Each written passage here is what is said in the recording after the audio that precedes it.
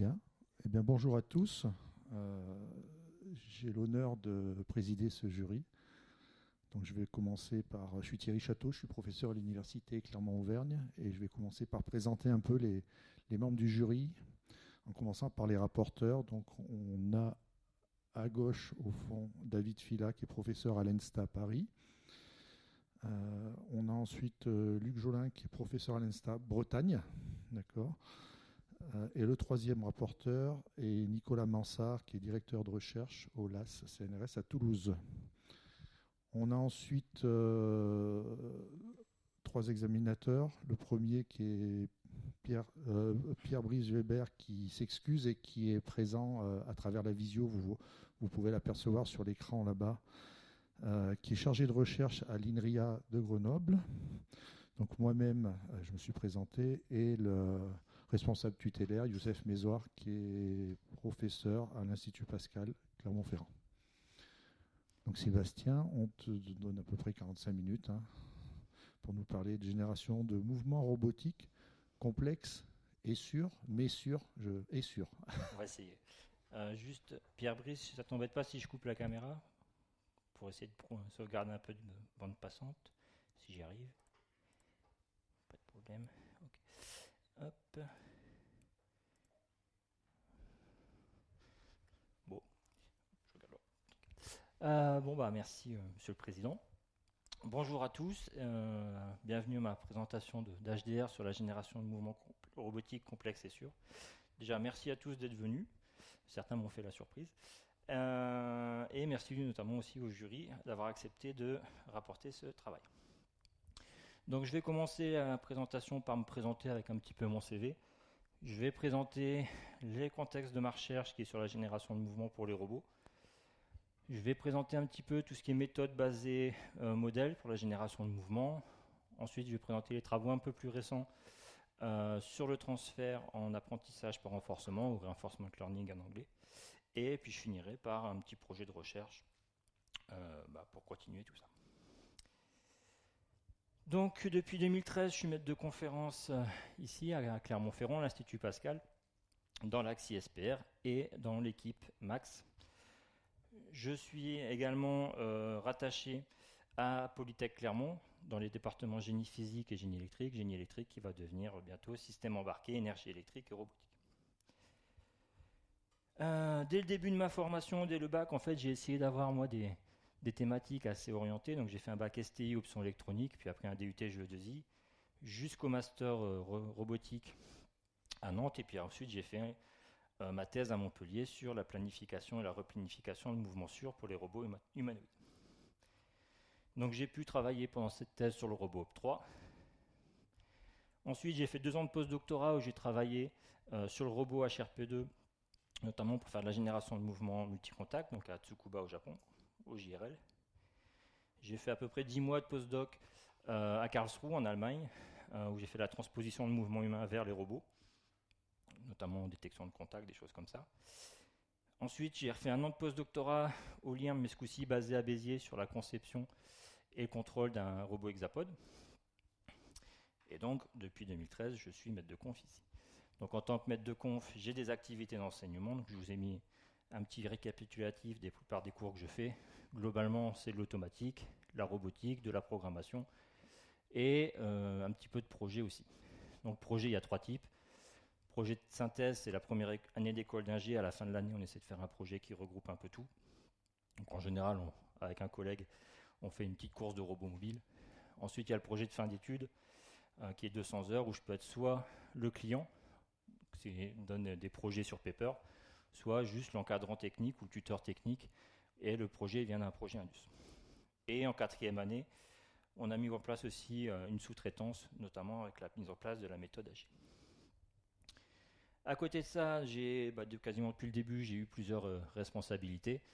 Actuellement, je suis responsable des stages de 4A qu'on essaie de faire principalement à l'étranger, responsable des relations internationales pour le département et de la région Europe du Nord pour Polytech. Je suis aussi responsable du montage d'une formation par apprentissage au sein du département, un petit peu en lien avec la responsabilité d'option sur la conversion d'énergie et la robotique. J'ai eu l'occasion d'encadrer, donc ça c'était pour la partie enseignement, on va revenir à la partie recherche. J'ai eu l'occasion d'encadrer plusieurs doctorants. Donc la première c'était Rawan qui travaillait sur le positionnement de robots pour réaliser une tâche. Donc ici c'était une tâche de décapage d'avion. Où est-ce qu'il faut mettre les robots en fonction de l'outil, etc. pour décaper l'avion. Donc maintenant elle est chez Naflex en Allemagne. Hop, on l'a perdu. En général quand je fais ça, ça marche. Après, il a une répète de la présentation si ça décroche. Donc ensuite, j'ai aussi encadré Mélodie Daniel sur l'optimisation de décisions pour du mouvement. Elle a aussi travaillé sur de l'IA pour la manipulation d'objets déformables. Donc maintenant, elle est maître de conf à Bordeaux. Ensuite, sur les thématiques du transfert, donc je pense qu'il ne me croyait pas capable de mettre la photo qu'il m'a envoyée, mais je l'ai mise. Donc il y a Mehdi Mounsif qui est présent ici, donc qui a commencé à travailler sur du transfert, qui est maintenant responsable IA chez Acodis. Et ensuite qui a repris un peu les travaux. Il y a eu Samuel qui est là aussi également, merci à eux, pour faire un petit peu moins de simulation, un peu plus sur du robot réel, et qui est aussi maintenant chez Acodis. Ces travaux-là, ils ont été continués par Antonio, qui est présent, qui n'est pas encore chez Acodis parce qu'il est encore en thèse avec moi. Voilà, qui a commencé début octobre, donc comme ça sur du transfert aussi. Pendant mes activités recherche, j'ai encadré plusieurs stages. Donc les étudiants que vous voyez en gras, en fait, c'est les étudiants que j'ai pris après en thèse. Donc je trouve ça plutôt bien d'essayer de les avoir en stage pour voir un petit peu comment ça se passe avant de les prendre en thèse. Voilà. J'ai eu plusieurs publications, on a un chapitre de livre, il y a 8 articles de revue, il y en a une qui a été soumise, donc qui est dans le manuscrit, bon, qui a été rejetée la semaine passée, mais plus les retours, on va resoumettre, on va faire ce qu'il faut et resoumettre. J'ai 21 confs internationales, 4 conférences nationales, j'ai 2 publications pédagogiques et 4 articles de vulgarisation, principalement sur des sites web style Reuters. À côté de ça, j'ai aussi des activités d'évaluation. Je suis régulièrement éditeur associé pour Humanoids et VCMR. J'ai fait une fois aussi pour ICRA. J'ai fait à peu près 40 revues d'articles pour des journaux, une cinquantaine pour des confs. J'ai été le membre de jury de thèse à Montpellier sur de l'IA. Je vais aussi être membre là au printemps sur un autre jury de thèse qui va être plus sur la psycho d'ailleurs. Et j'ai fait partie aussi de comité de sélection pour un maître de conf à Saint-Etienne et pour un Prague à Polytech. Voilà un petit peu pour les données, on va dire chiffrées. Maintenant, je vais attaquer mon contexte de recherche. Donc le but de la robotique, c'est de réaliser des tâches de manière autonome ou automatique. Alors soit ça peut être des tâches en fait qui vont être impossibles à faire pour l'homme, soit parce que l'environnement il fait que l'homme ne peut pas survivre, soit parce que la tâche implique des capacités physiques en dehors de ce que peut faire l'humain, comme porter des charges lourdes. Ça peut aussi être des tâches qui vont être dangereuses pour l'homme, encore une fois si on a des environnements qui ne s'y prêtent pas. J'ai mis aussi un environnement fragile. Si on met un humain dans certains types d'environnements, ça peut dégrader l'environnement. Donc ça peut être intéressant d'avoir notamment des robots, notamment les robots hexapodes sur lesquels j'ai travaillé en postdoc. Donc le but de la robotique, ça peut aussi être tout simplement d'essayer de supprimer les emplois pénibles pour l'humain. Quand on a des tâches de pick and place en robotique, là mettre des bouteilles dans une caisse, ça peut provoquer des troubles musculo-squelettiques chez les personnes. Et du coup, la robotique est là un petit peu pour éviter ça. Alors, si on regarde dans le grand public, les applications que les gens veulent aussi, c'est éviter des tâches pénibles, sauf qu'on n'est plus sur les mêmes tâches. On va être sur du ménage, des choses comme ça. Ça, c'est, on va dire, le grand public, mais pourquoi pas. Donc, soit faire toutes ces tâches, soit faire des tâches que l'humain sait faire, mais un peu plus efficacement. Voilà. Donc, pour faire ça, en fait, si on prévoit une utilisation de plus en plus répandue des robots dans les tâches de tous les jours, que ce soit pour des missions d'exploration, là où l'humain ne peut pas être, des tâches industrielles, être à domicile pour faire de l'accompagnement social ou aider sur des tâches. En fait, on va devoir considérer 3 grands défis. Et le premier, ça va être la complexité du mouvement. La complexité du mouvement, ça peut être soit lié au nombre de degrés de liberté du robot. Un robot avec beaucoup de degrés de liberté, c'est plus compliqué à contrôler qu'un robot qui en a un petit peu moins. Et aussi à la complexité de la tâche. Est-ce que je vais avoir une tâche dynamique? Est-ce que je vais avoir besoin d'ordonnancement, des phases différentes de contrôle, des choses comme ça. Il faudra prendre aussi au compte que les algos qu'on va mettre en place soient suffisamment rapides pour permettre une utilisation, on va dire, en temps réel. Donc, soit au niveau d'une boucle de commande, là on est plutôt sur l'ordre de la milliseconde ou dizaine de millisecondes, soit un petit peu plus niveau sur la planification, où, on va être sur l'ordre de la seconde, voire la dizaine de secondes. Et aussi, si on imagine que demain il y a des robots un peu partout, il va falloir garantir que les robots ne vont pas faire n'importe quoi, qu'ils ne vont pas se casser, qu'ils ne vont pas tomber sur les gens, qu'ils vont bien réaliser la tâche. Et si on leur demande de faire la tâche d'une manière optimale, par exemple en consommant le moins d'énergie possible, s'assurer qu'ils arrivent à le faire. Hop, on va faire ça avait l'air d'avoir marché tout à l'heure. Donc si je reprends ces trois principes, la garantie, la complexité et le temps de calcul, en fait on peut placer un espèce d'algorithme de génération de mouvement idéal au milieu de tout ça. Donc qu'il soit suffisamment rapide pour être fait en temps réel, qui gère les mouvements complexes et qui apporte des garanties sur le fait que ça se passera bien quand on fera le mouvement. Quand j'ai commencé mes travaux de recherche, on va dire à partir entre 2005 et 2010, il y avait beaucoup de travaux sur la génération de mouvements de marche qui se faisaient avec des modèles simplifiés. Donc l'avantage du modèle simplifié, c'est qu'on arrive à aller assez vite. Mais par contre, les mouvements c'était principalement du mouvement de marche. Donc il y avait beaucoup de monde qui travaillait là-dessus, et moi j'ai pris le choix en fait de partir de l'autre côté, parce qu'il n'y avait pas grand monde qui travaillait là-dessus, de se dire mais comment je vais faire des mouvements plus compliqués en considérant plus un modèle simplifié, mais un modèle complet du robot, principalement pour pouvoir utiliser toutes ses capacités à faire ça. Donc pour faire ça, j'ai fait une première contribution qui en fait qui traite de l'évaluation de fonctions sur des espaces continus, principalement pour voir si sur toute la durée du mouvement, je respectais bien les limites de mon robot. Cette contribution, je l'ai appliquée aussi à l'analyse par intervalle, qui est en fait un outil qui est bien pratique une fois qu'on veut rajouter des garanties. Après, on ne va pas se mentir, en termes de temps de calcul, c'est pas trop ça. Donc ça, c'est et une deuxième contribution qui est sur la génération de mouvements, sur la gestion des efforts internes. Donc dans ma troisième partie, là, je vais vous présenter ces deux choses-là. Et puis, à partir de 2015, on commence à avoir beaucoup de résultats d'intelligence artificielle. Et puis, avec le début d'une certaine thèse, je me suis dit, pourquoi ne pas s'y mettre aussi à faire ça. Donc l'avantage, c'est que les méthodes d'IA permettent de générer des mouvements assez complexes, avec des temps de calcul assez courts pour permettre du temps réel.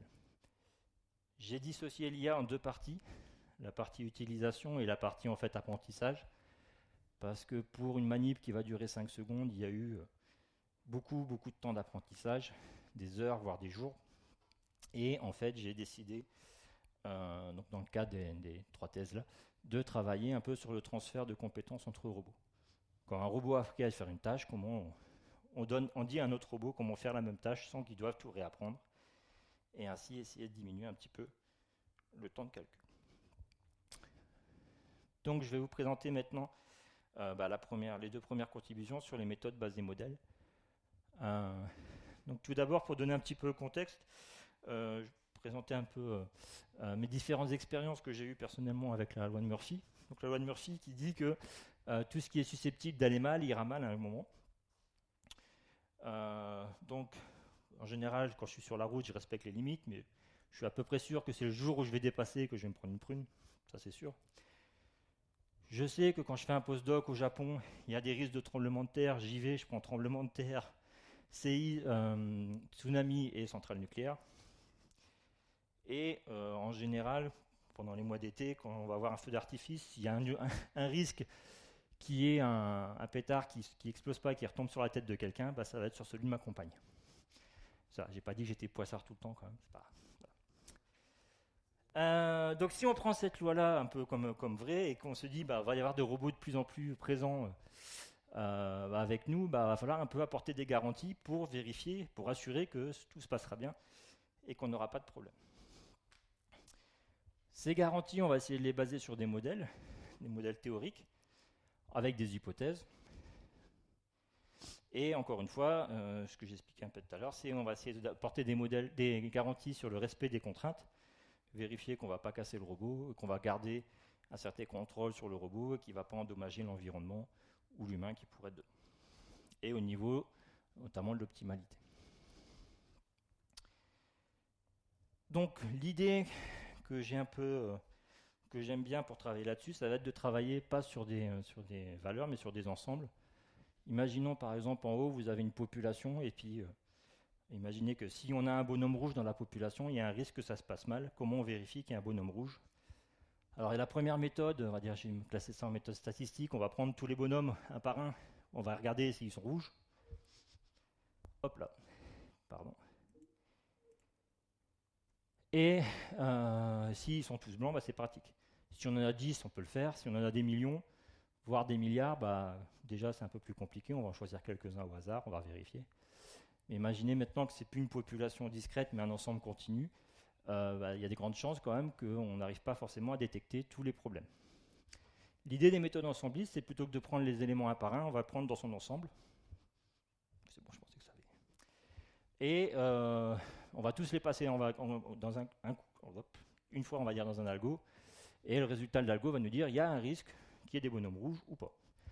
Donc ici, il va nous dire j'en vois. Alors je ne sais pas combien il y en a exactement, mais ce n'est pas la question de savoir combien il y en a, c'est la question, c'est est-ce qu'il y en a. Donc pour faire ça, en fait, on peut formaliser la question autrement, c'est comment on va évaluer, ou borner en tout cas, une fonction sur un ensemble continu.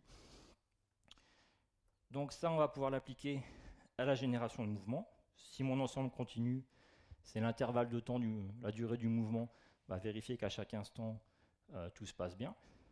Donc on vérifie toutes les contraintes. Et si on est sur des algos d'optimisation, j'ai mon espace de recherche. Est-ce que dans ce sous-espace que je considère, j'ai une chance d'avoir l'optimal ou pas? Si je sais que l'optimal n'est pas dedans, je ne cherche plus dans cet espace. Si j'ai une chance d'avoir l'optimal dedans, je vais essayer de raffiner ma recherche en faisant de la dissection, des choses comme ça. Donc l'idée de base que j'ai prise, c'est on va prendre une fonction, alors ici j'explique en une dimension. On va supposer ça comme un polynôme en fonction de la dimension qui nous intéresse, ici j'ai pris le temps, plus une petite marge d'erreur.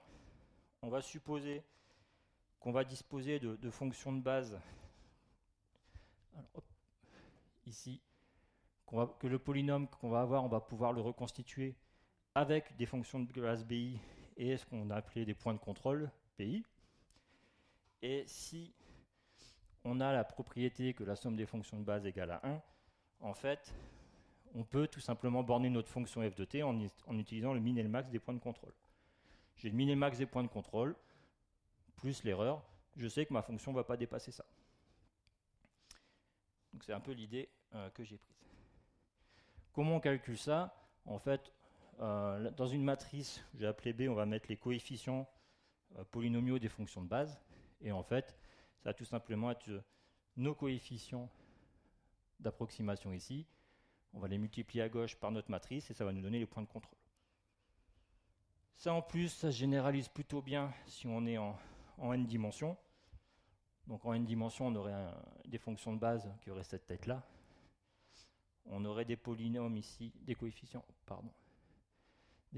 ici qui dépendraient de tous les coefs. Et en fait, on aurait tout simplement à multiplier par une grosse matrice qui est là, qui en fait est définie par les fonctions de base liées à chaque variable. Et le petit rond avec la croix, c'est un produit un peu spécial, c'est le produit Kronecker. Donc cette idée-là, je l'ai appliquée à la génération de mouvements. Donc le but, ça va être de trouver des paramètres qui vont nous permettre de générer une trajectoire, ici, et trouver les paramètres optimaux qui vont minimiser un critère, le temps, l'énergie, et surtout permettre de valider un ensemble de contraintes inégalité, égalité. Contraintes inégalité, ça va être les limites en couple, l'équilibre. Les contraintes égalité, si on est sur du multicontact, ça va être je mets ma main ici, je la laisse ici pendant le temps du mouvement. Donc, si je reprends mon approximation polynomiale, Je vais pouvoir gérer les contraintes égalité. J'ai les coefficients du polynôme, je les mets tous. La première, je les mets à la valeur que je veux. Le reste, je mets tout à 0. Donc, toutes les valeurs en fonction du temps, je les mets à 0. Donc, on va bien pouvoir rajouter cette contrainte-là. En calculant les points de contrôle équivalents, on arrive à avoir le min et le max. Donc, on peut gérer les contraintes inégalité. Et vu qu'on a un polynôme, on peut aussi gérer des contraintes sur les dérivés, si on a envie. Donc ça, on l'a appliqué la première fois avec HRP2. Donc le but de valider ça, c'était, on a demandé à la main du robot de rester constante, de ne pas bouger. On a mis un ballon dessus pour montrer que ça ne bougeait pas. Et d'avoir un mouvement un peu dynamique, donc ça va être un mouvement de coup de pied. L'équilibre ici est géré tout simplement avec le ZNMP. Donc Olivier n'était pas très rassuré derrière. Donc on voit qu'il a réussi à faire son mouvement, que la balle n'est pas tombée. Alors si on regarde bien, le bras il bouge un petit peu, mais c'est parce qu'il y a des flexibilités au niveau de la cheville qui sont pas modélisées. Donc ça c'était un mouvement simple support. Ensuite je me suis dit mais comment on peut faire ça sur du mouvement multicontact? Donc la principale différence c'est qu'on va avoir des efforts internes. Si vous prenez le petit garçon à droite, s'il garde la même posture mais s'il n'appuie pas assez sur les murs, il va tomber. Donc on va vraiment avoir une impertance assez forte des efforts internes. Donc on doit trouver des efforts qui vont forcément compenser les effets dynamiques du mouvement. Pardon. Hop. J'espère qu'il a entendu quelque chose. Des efforts qui vont interdire de perdre le contact, le décollement. Et aussi on va avoir des efforts qui vont interdire le glissement. Dans ce cas-ci, s'il n'appuie pas assez fort, ça va glisser, il va tomber.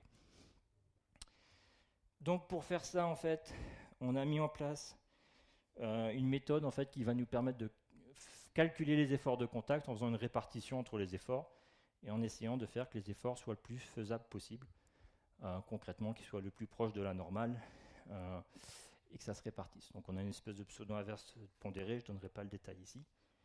Et on a toujours une vérification des contraintes quand même sur ces efforts-là.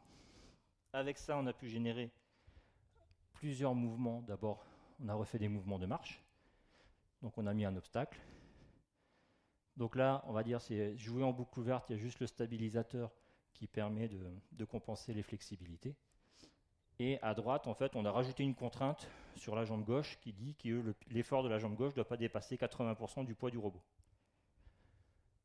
Et donc, on va obtenir ce type de mouvement où le robot va un peu prendre élan avec son pied droit pour éviter de trop forcer sur la jambe gauche. Un peu essayer avec ses bras, on dirait qu'il vole un peu. Donc on a réussi à refaire des mouvements de marche, en rajoutant en plus en simulant des fragilités. On peut aussi faire des mouvements multicontacts. L'avantage, c'est qu'en créant un contact, on va pouvoir atteindre une zone qu'on ne pourrait pas atteindre si on essaye d'éviter le contact. Donc là, ce type de mouvement où il va essayer juste simplement de mettre la balle dans la poubelle. Et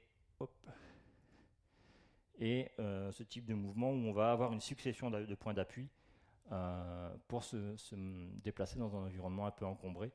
L'espace entre la table et la chaise était quand même pas très grand. On a appliqué ça aussi à un modèle de l'humain. Ce qui nous intéressait, c'était d'évaluer un peu, pendant le fait de transfert de chaise pour un patient paraplégique, l'impact sur les articulations. Donc en fait, on a pu rajouter des contraintes sur les genoux en disant que les genoux étaient passifs. Et comme ça, on a simulé les transferts et on a bien vu que le principal, c'était les épaules qui fatiguaient un petit peu. Voilà un petit peu pour la partie génération de mouvement. Donc, dans ce cas-là, l'approximation, donc le calcul des min et max, en fait, ça a été fait avec une fonction de base qui sont des courbes de Bernstein. La question qu'on peut se poser, c'est est-ce que c'est la meilleure fonction de base possible? Est-ce qu'il n'y a pas moyen de faire mieux? Que ce soit en une dimension ou en une dimension. Donc, j'ai testé plusieurs fonctions de base, donc ça, c'est un travail un peu plus récent. Plusieurs fonctions de base, des types de B-spline. Donc c'est des courbes assez classiques, ça se calcule avec un algo récursif, ça se calcule plutôt bien. Les courbes de Bernstein, qui sont un cas particulier d'ailleurs des B-splines. Et une fonction de base un peu spéciale qui s'appelle min-vo ou min-volume, qui a la particularité en fait de minimiser l'enveloppe convexe des points, le volume de l'enveloppe convexe des points de contrôle. Donc ces fonctions de base-là sont un petit peu différentes. Et ils ont aussi une formule, une approximation qui est faite avec une formule, pas directement une optimisation. Donc ça, c'est des méthodes qui existent. Je me suis dit, minimiser le volume de l'enveloppe convexe des points de contrôle, ça peut être intéressant. On peut aussi se dire, mais minimiser la norme de ce vecteur de points de contrôle, ça peut aussi donner des bons résultats. Ou minimiser la variance de ces points de contrôle, c'est-à-dire essayer de minimiser l'écart entre le min et le max quelque part. Et puis j'ai proposé aussi 2 autres types de fonctions de base qui n'ont pas de particularité spéciale sur les points de contrôle, mais qui ont l'avantage que la matrice en fait elle va être triangulaire avec plein de zéros, ce qui accélère quand même beaucoup les calculs. J'ai testé ça dans les méthodes d'optimisation, donc avec des robots à 2, 3, 4 et 5 degrés de liberté dans le plan, des robots 3D à 4 et à 6 degrés de liberté, des cibles, soit des carrés ou des cubes en 3D, des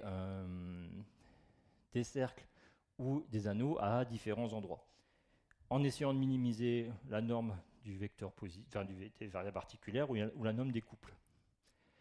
Donc à chaque fois, pour chaque cas,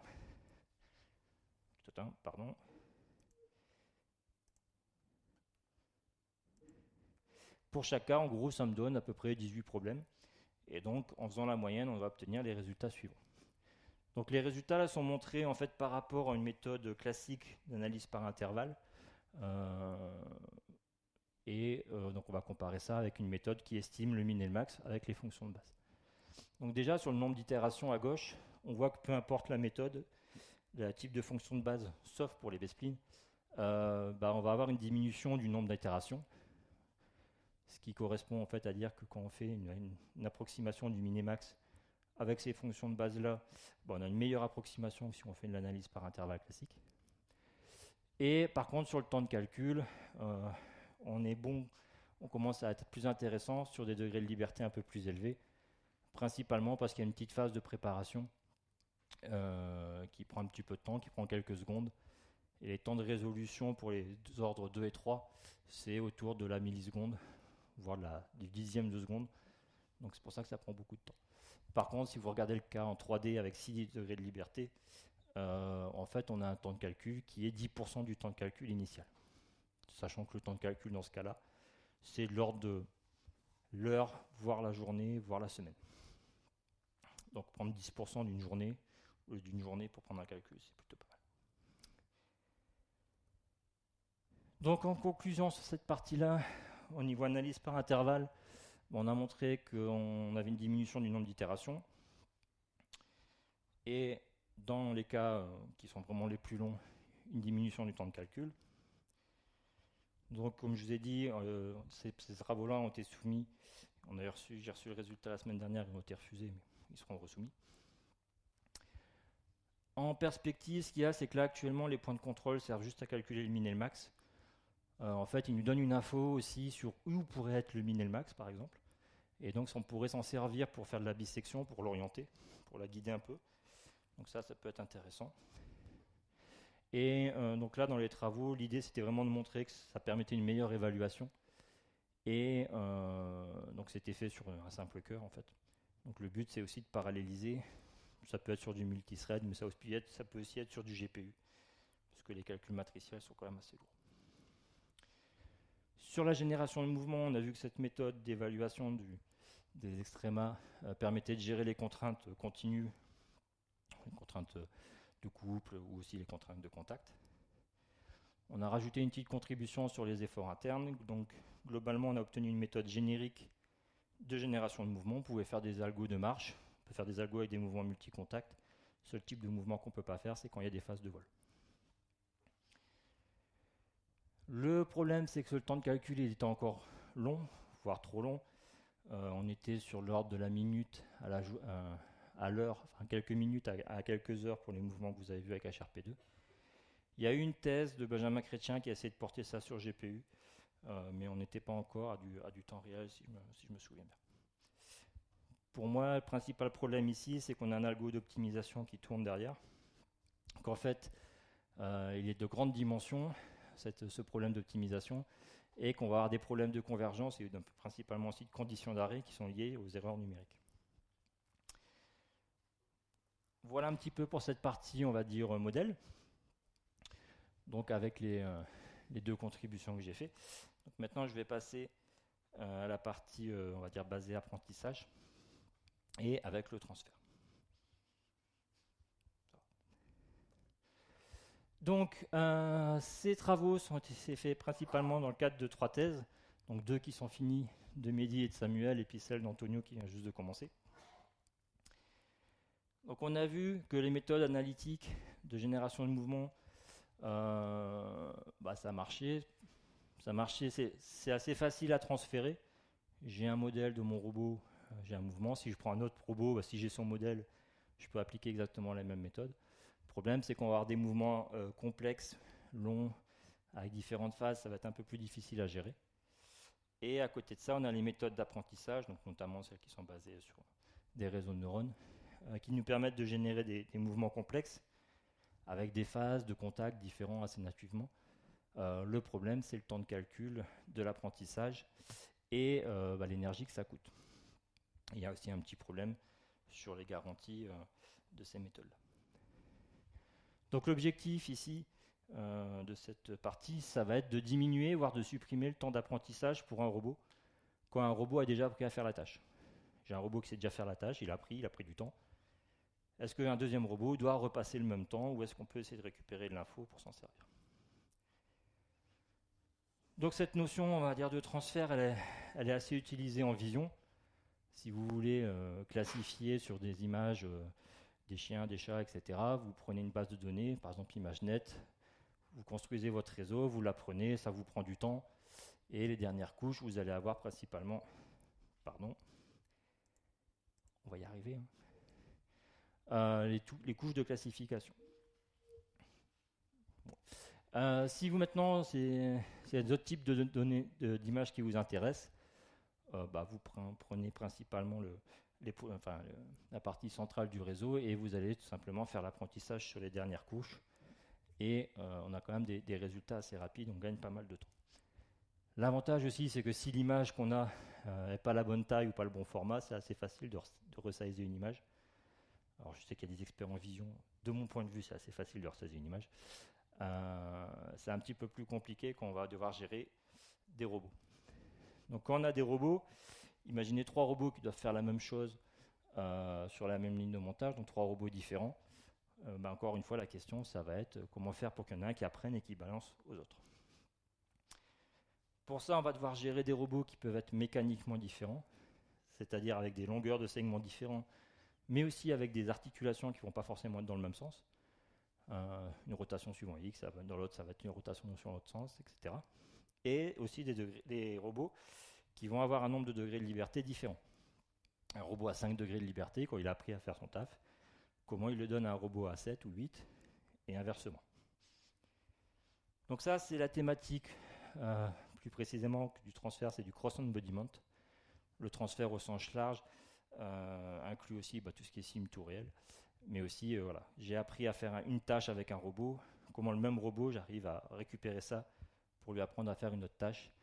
Ici, nous, on s'intéresse vraiment à le robot a appris, comment un deuxième robot bénéficie de ça. Donc il y a eu des travaux récents de review qui ont essayé de prendre le transfert et essayer de résumer ça en 3 questions. La première question, c'est quand? Quand est-ce que c'est intéressant de transférer une compétence? Quelle partie du réseau on va transférer? Et comment on va faire le transfert? Donc nous, on s'est focalisé sur principalement comment on va faire le transfert. Et on va dire par ricochet, on a répondu aussi un peu à quelle partie on va faire quelle partie est pertinente de transfert. Si je reprends le schéma général d'un apprentissage par renforcement, on va avoir un agent ou un robot, c'est la même, je considère le même terme pour les deux, qui va avoir des actions qui vont changer l'environnement, qui vont avoir des observations et une récompense qui va renvoyer ça à l'agent. Donc en apprentissage par renforcement, on va chercher une politique, une fonction, qui sur la base des observations va produire des actions qui vont maximiser une récompense. Une récompense qui n'est pas toujours facile décrire, mais en général, il y a plusieurs types de méthodes et ça marche plutôt pas mal. Pour le transfert, nous, on va rajouter ici la notion de performance, qui est différente de la notion de récompense. On va être un peu plus binaire, c'est à la fin, il a réussi à faire la tâche ou il n'a pas réussi, alors que la récompense est un petit peu plus continue, dans la plupart des cas. Encore une fois, ça, c'est pas une généralité. Là, je vous présente un petit peu la source d'inspiration de notre formulation du transfert, c'est les travaux de Devine. Il est parti de j'ai 2 robots, j'ai 2 tâches, ce qui fait 4 combinaisons, ce qu'il appelle des mondes. Hop. Donc, je prends 3 de ces mondes possibles pour faire l'apprentissage et j'évalue sur le 4e comment ça se passe quand je construis mes mondes. Quand j'ai appris mes modules et que je les applique. Donc, si on formalise un petit peu le transfert, si on considère un univers source, donc composé de mondes avec des robots et des tâches, et un univers target qui contient des mondes qui ne sont pas dans l'univers source, on va essayer, le transfert va essayer de maximiser les performances de tous les robots à réaliser toutes les tâches dans tous les mondes. Et la difficulté, c'est qu'il va aussi essayer de maximiser les performances de tâches qu'il n'a pas vues avec ce robot-là, on va dire de mondes qu'il n'a pas vues pendant la phase d'apprentissage. Comment on a essayé de faire ça ? Globalement, pour faire du transfert, on peut distinguer 2 types de méthodes. Il y a les méthodes directes, où en fait notre monde de l'univers target, il va être composé d'éléments de l'univers source. Donc globalement, on fait du Lego, on espère que ça marche, en 0 shot. Pardon. Tac. Et dans certains cas, il faut quand même un petit fine-tuning pour affiner les coefficients. Et le transfert indirect, là on va, pendant la première phase d'apprentissage, apprendre en même temps un expert qui va permettre de guider les robots de l'univers target. Donc là, par contre, une fois que le premier robot a appris, il y a le deuxième robot a besoin d'une phase d'apprentissage. Donc dans la thèse de Mehdi, on a exploré un petit peu tous les 2 types. Et ensuite, dans les thèses de Samuel et d'Antonio, on s'est focalisé sur les méthodes directes que je vais vous présenter ici, l'UNN, donc l'Universal Notice Network, et puis 2 de ses variantes. L'idée de base, c'est, si vous avez, ils reconnaissent les slides, si vous avez un Allemand qui doit apprendre une recette à un Espagnol, comment ils vont faire ? Donc il y a la première solution qui dit, s'ils arrivent tous les 2 à parler anglais, français, ou qu'il y en a un des 2 qui parle allemand ou espagnol, s'ils ont une langue commune, ils vont réussir à se passer les infos et on devrait réussir à avoir une recette correcte. L'autre solution, ça peut être de dire, l'allemand, il va montrer comment faire la recette une première fois, et puis l'espagnol, il va recopier ça et il va réussir à faire la recette. Dans les 2 cas, en fait, on va avoir une représentation commune des actions à faire, soit une représentation verbale ou textuelle, soit une représentation physique des actions à faire. Et cette représentation va être indépendante du fait qu'il soit allemand ou espagnol et de ses capacités physiques. Donc on a repris ce principe-là et on a défini l'Universal Notice Network comme ici 3 blocs. On va avoir le bloc en vert, ce qu'on appelait le bloc d'entrée, qui va être propre à un robot. Le bloc en bleu, qui va être le bloc de sortie de notre robot. Donc ça va être propre à un robot. La sortie du bloc en vert va être notre langage commun. Et on va avoir le bloc en rouge, qu'on a appelé le bloc UNN, ce qui permet de réaliser la tâche. Le but, c'est quand on utilise un robot, il a ces 2 blocs d'entrée et de sortie. On apprend la tâche. La tâche, après, on la donne à un autre robot qui a ses propres blocs d'entrée-sortie. Donc cet espace entre les 2, c'est le langage. Et on n'a pas il n'y a pas de restriction théorique au fait que ce soit des réseaux, des fonctions analytiques ou autres. Dans les premiers travaux, donc avec Mehdi, on a supposé que l'espace latent, l'espace robot agnostique, c'était tout simplement la position de l'effecteur, la pose de l'effecteur. Et on a obtenu les résultats suivants. Donc on s'est intéressé à une tasse de ping-pong. Donc là, vous avez le résultat du robot source, celui qui a appris à faire la tâche. Donc le but, c'est de frapper la balle autant de fois possible sur le mur. Et là, ça a été transféré à un autre robot qui a une structure différente. Et on voit qu'il arrive à faire la tâche, même s'il y a un petit moment, la balle elle va tomber. Donc si on revoit ici, après Mehdi s'est amusé à faire tomber le mur pour que les deux robots jouent. Et on voit quand même que globalement, ça marche plutôt pas mal. Ce principe-là, on l'a étendu aussi à de la manipulation, à la co-manipulation. Donc on a considéré les deux bras comme deux robots indépendants. Le module de l'UNN, il va avoir 2 entrées et 2 sorties, une pour chaque robot. Et le but, c'était ici d'avoir le milieu de la planche qui se met sur la boule rouge. Donc ça, c'était pendant la phase d'apprentissage. Et après, on a 2 robots, donc différents. En plus, les bases de ces robots ne sont pas fixées au même endroit. Mais ils arrivent aussi à réaliser la tâche. Donc il y a des petits problèmes de simulation, on voit que ça glisse un petit peu. Mais globalement, le comportement, il est plutôt satisfaisant. Ensuite, on s'est posé la question, donc, avec les travaux de Samuel, quel va être le meilleur espace robot agnostique, le meilleur langage pour faire ça. On avait pris la pose de l'effecteur, mais est-ce qu'on pouvait trouver mieux? Donc l'idée, ça va être d'essayer d'apprendre quel va être le meilleur langage. Donc le schéma est le même, juste la représentation change pour indiquer qu'on va avoir un encodeur et décodeur au niveau des bases d'entrée et de sortie. Donc pour faire ça, on a utilisé 4 étapes. Une première étape, c'est une étape d'appairage. On va avoir 2 robots qui vont faire la même tâche dans les mêmes conditions. Et on va supposer que s'ils sont au même instant, leur pose et leur configuration est similaire. Comme ça, on va avoir un ensemble d'états similaires. On va pouvoir construire un espace latent en apprenant les bases d'entrée et de sortie. Et une fois qu'on a ces bases d'entrée et de sortie, ça va toujours pareil que dans l'autre méthode, on va pouvoir apprendre le module de l'UNN avec un robot pour faire une tâche et le passer à l'autre. Donc ça a été testé en simu avec des tâches de peg insertion. C'est bon, ça marche? Non, ça marche pas. Pardon. Donc le trou faisait à peu près 2,2 cm de côté, et le PEG avait un diamètre de 1,9. Donc en gros, on avait 1,5 mm d'écart.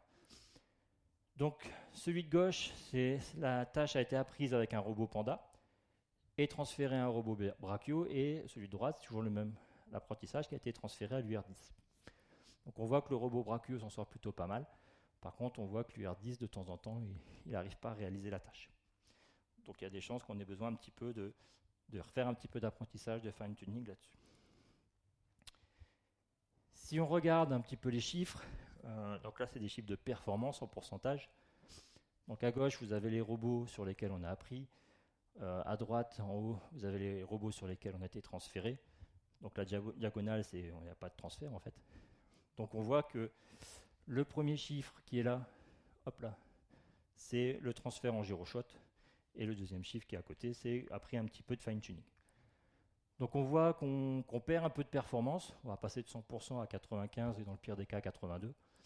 Mais on voit qu'avec un petit peu de fine-tuning, on arrive quand même à retomber sur une performance de 100%.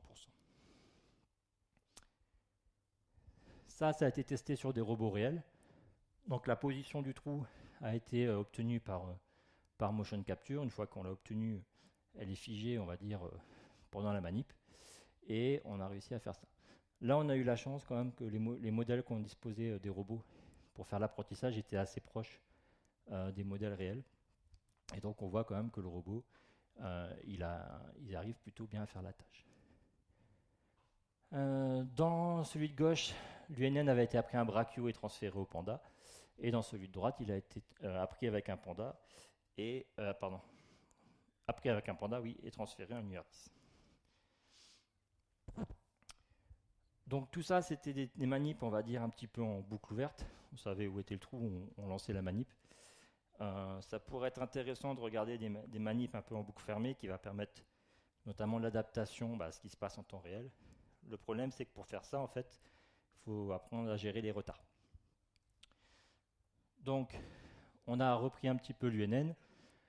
On a rajouté ici une entrée sur le retard identifié. Donc, on a pris notre système, on connaît le retard, donc on a mis l'entrée. Et pendant l'apprentissage, on a fait un espèce de domaine randomization sur le retard pour apprendre et confronter ce module à différents retards. On a eu des résultats suivants.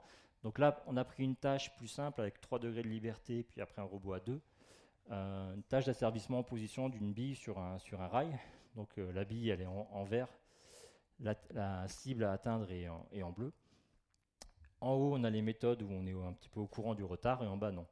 Donc on voit qu'en haut, globalement, la bille arrive plutôt pas mal à suivre, à rejoindre la cible. Par contre, en bas, notamment là en bas à droite, quand on a des gros retards, on voit qu'on est complètement instable. Donc, en contribution sur ces travaux-là, j'ai envie de dire que le transfert semble quelque chose de possible, d'accessible, puisqu'on a proposé des méthodes et on les a validées en simulation sur des tâches complexes. En réel, avec une tâche de précision quand même si c'était assez lent, et avec une tâche dynamique, même si la tâche était avec un nombre de degrés de liberté assez simple, assez petit. Dans tous les cas, on nous a montré que ça permettait de réduire le temps d'apprentissage, puisque quand on a besoin de faire un fine-tuning, on en faisait entre 10 et 25% du temps d'apprentissage initial. C'est-à-dire que pour 2 robots, au lieu d'avoir 100% et 100% du temps, on avait 100% et 25% du temps. Donc ça permettait d'aller un petit peu plus vite. Donc voilà un petit peu la fin sur cette partie-là. Donc là maintenant, ce que je vais vous présenter, c'est mon projet de recherche où on va reprendre ces méthodes-là et on va toujours essayer de se rapprocher un petit peu de l'algo idéal, notamment en essayant dans le projet de diminuer encore le temps de calcul de l'apprentissage, donc encore avoir un meilleur transfert et pourquoi pas essayer d'ajouter un petit peu de garantie au niveau de l'utilisation. Donc dans le projet, j'ai classé ça en court, moyen et long terme. La première chose qu'on est en train de faire, donc là qui est en cours, c'est Antonio, c'est établir un protocole. Pardon. J'espère qu'il aura entendu quelque chose quand même. Établir un protocole de comparaison entre les méthodes de transfert. Là aujourd'hui, si vous voulez me poser la question, c'est lequel l'UNN, le LS-UNN, c'est lequel le mieux, je ne sais pas vous répondre parce qu'on n'a pas fait des tests. On n'a pas d'outils pour faire ça, donc ça c'est une des premières choses qu'on va faire. Gérer de manière un peu plus complète la boucle fermée, notamment le cas où on va avoir 2 fois le même robot mais équipé de capteurs différents. Comment on va gérer ça? Est-ce qu'on considère que c'est 2 robots différents? Et dans ce cas-là, on les met comme ça dans le framework et puis on y va. Ou alors on va considérer que c'est le même robot avec ici les informations qui sont liées à la tâche qui interviennent de modules de capteurs qu'on pourrait changer. Donc ça, c'est des choses qu'il faudra regarder. Je pense que le framework de l'UNN peut aussi s'appliquer à l'imitation de mouvements humains. Si on dispose de trajectoires de référence pour un humain, on devrait pouvoir construire ses bases d'entrée et sortie. À partir de ces actions, reconstruire un module UNN qu'on pourrait transférer à notre robot. Dans le cadre où on va avoir de l'interaction un peu plus forte du fait de sa proximité entre humain et robot, je pense aussi que regardez si on peut rajouter de l'expressivité dans tout ça. Donc ça a été fait par Gentiane en utilisant l'espace nul de la jacobienne. Mais donc là, essayer d'avoir un espace latent qui nous permet d'exprimer une expressivité, donc de balancer des émotions du robot par le mouvement. C'est un truc qui peut être intéressant aussi. À moyen terme, j'aimerais bien regarder comment on peut généraliser ça en augmentant le nombre de robots et le nombre de tâches. Donc là, on a pris à chaque fois 2 ou 3 robots avec 1 ou 2 tâches, voire 3. Mais comment avoir un framework un peu général. J'aimerais bien qu'on remette un petit peu de modèles dans tout ça, et notamment essayer d'apporter des garanties sur les réseaux de neurones en utilisant les travaux donc sur l'estimation sur des espaces continus. Et à long terme, je pense que dans ce cas de transfert, définir une notion de transférabilité. C'est évident que si c'est un petit robot qui a appris à faire une tâche ou un grand robot qui a des capacités plus importantes, définir à l'avance, avant de faire le test, est-ce que cette tâche-là est compatible avec ce robot.